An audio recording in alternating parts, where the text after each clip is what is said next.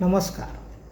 मी आपणास आज जखम किंवा घाव भरण्यासाठी घरगुती काही प्रयोग सांगू इच्छितो. वापरून पहा, याचा निश्चित फायदा मिळेल.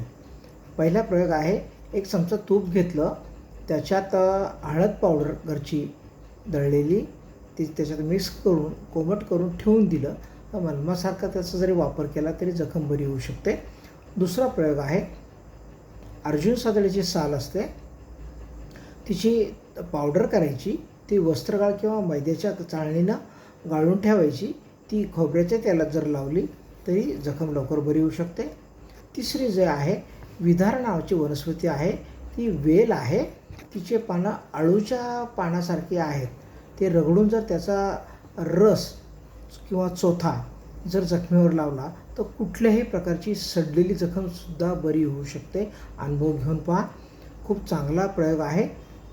माझं जीवन क्लिनिक ट्रीटमेंट हे चॅनल आहे, यास आपण सबस्क्राईब करा व शेअर करा. धन्यवाद.